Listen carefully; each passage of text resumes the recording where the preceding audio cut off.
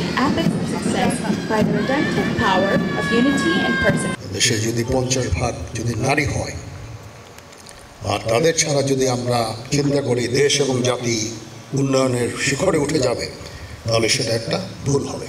কারো কারো মাঝে নৈতিকতার অভাবের কারণে আমরা খুব একটা ভালো কাজ করতে পারি না। আমরা অনেকেই স্বশিক্ষিত হই, সুশিক্ষিত হই না।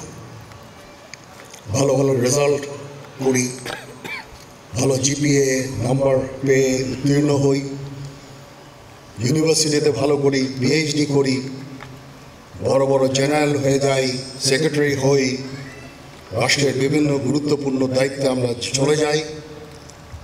কিন্তু যেহেতু নৈতিকতার কারো কারো মাঝে নৈতিকতার অভাবের কারণে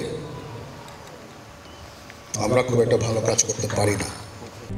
RICL TMX, যুগের পর যুগ স্থাপনা থাকে মজবুত। সেই নৈতিকতা হচ্ছে অত্যন্ত গুরুত্বপূর্ণ। খালি ভালো ছাত্র স্টুডেন্ট রেজাল্টে ভালো হলেই হবে না, আমাদের সবাইকে ভালো মানুষ হতে হবে। সে উদ্দেশ্যে এই ক্যাডেট কলেজ কাজ করে যাচ্ছে। নৈতিকতার শিক্ষা দেওয়া, সততা, নৈতিকতা এগুলোর শিক্ষা আমরা দিয়ে চলেছি। সেটা যদি আমরা তোমাদের মধ্যে ঢোকাতে পারি তাহলে অবশ্যই আমি মনে করব এই ইনস্টিটিউশন সফল। এবং যার বড় একটা উদাহরণ আমি দেখতে পাচ্ছি, এখানে বিশাল সংখ্যক এক্স ক্যাডেটরা আছেন যারা সমাজে বিভিন্ন জায়গায় অত্যন্ত গুরুত্বপূর্ণ ভূমিকা রেখে চলেছে। আমার অনেক স্বপ্ন যে এ ধরনের আরও অনেক ইনস্টিটিউশন করা, দেশ এবং জাতি গঠনে আরও কাজ করে যাওয়া। আমরা ফরিদপুরে এরকম একটা ক্যাডেট কলেজ না হলেও আমরা কলেজিয়েট স্কুল করছি, সেখানে ছেলে মেয়ে তারাও পড়াশোনা করবে।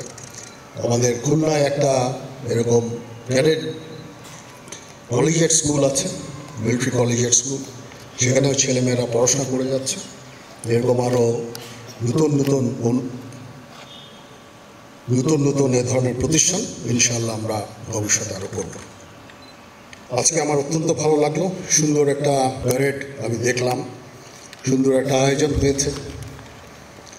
এই জন্য আমি GOC 11 পদাতিক ডিভিশনকে ধন্যবাদ জানাচ্ছি, এক্স ক্যাডেট অ্যাসোসিয়েশনকে আমি ধন্যবাদ জানাচ্ছি। সুন্দর একটা অনুষ্ঠান করা হয়েছে এখানে।